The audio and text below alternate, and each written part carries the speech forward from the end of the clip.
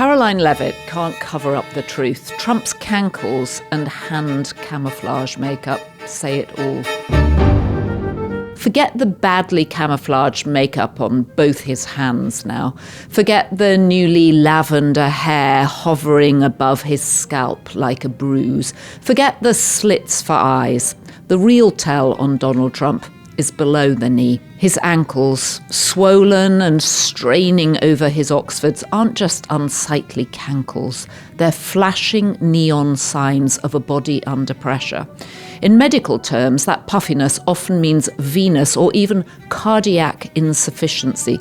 The circulation is slowing, the blood not moving as it should. These are not the hinges of stamina that can run a presidential marathon, but the hinges of a retiree glued to his lazy boy, feet up and watching Fox News all day. We've already seen this movie when it starred President Joe Biden. The stumbles, the shuffling, the vacant stares, all dismissed until his catastrophic debate meltdown, when the country suddenly realised the emperor had no recall. The press tiptoed around the obvious. He was too old, and then boom, reality hit, live on television. A year later, we're watching the sequel. Now it's Donald Trump's turn under the unflattering fluorescent lights of mortality. He's 79, a number closer to octogenarian shuffleboard than to nuclear brinkmanship. Only a couple of weeks ago, he twice announced he was going to Russia. I'm going to see Putin. I'm going to Russia.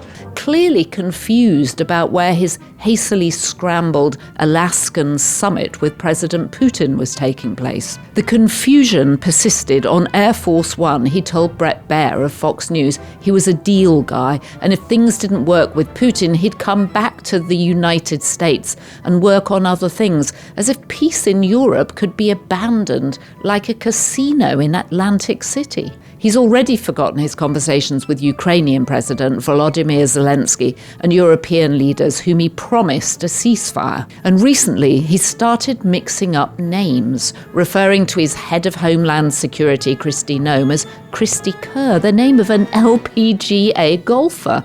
And during a White House event with Tim Apple Cook, Trump thanked his Commerce Secretary, Howard Lutnick, wherever you may be. Secretary of Commerce Howard Lutnick, for being here, wherever you may be. I'm right behind you, said a startled Lutnick. In July, at a ceremonial signing of a veterans bill, Trump paused to acknowledge the bill's sponsor, Congressman Derek Van Orden, asking, "Where's Derek? Where's Derek?" "I'm here, sir," said Van Orden, standing right next to him. Embarrassing. The decline is as obvious as the white eye circles protected from his spray tan. Trump's camp knows it too. Caroline Levitt has dusted off Karine Jean-Pierre's old binder of excuses. The president is working very hard. Every day is a test. The bruises come from shaking hands. Sound familiar? Age matters in the Oval Office. The job is a high-stress centrifuge, spinning out younger men in 6 months with grey hair and crow's feet. Obama grayed, Clinton ballooned, Reagan drifted, but 79? That's beyond the actuarial horizon. For Biden, the tell was the papery whisper, the frozen smile, and multiple face plants. For Trump, it's the gait. The new halo of fat around his neck and the laborious climb up the stairs of Air Force One, gripping the railing with one hand and puffing like an aging club pro at the back nine. This isn't age shaming, it's reality shaming. To ignore what's obvious is political malpractice. The press flinched with Biden. We cannot do the same with Trump, dismissing senior moments as gaffes or just Trump being Trump. We shouldn't need another public collapse to admit the obvious. Donald Trump is old, and he's showing it. His cankles may be an unglamorous tell, but they are telling us a lot. Biden had less than a year to go on his contract when the slippage became undeniable.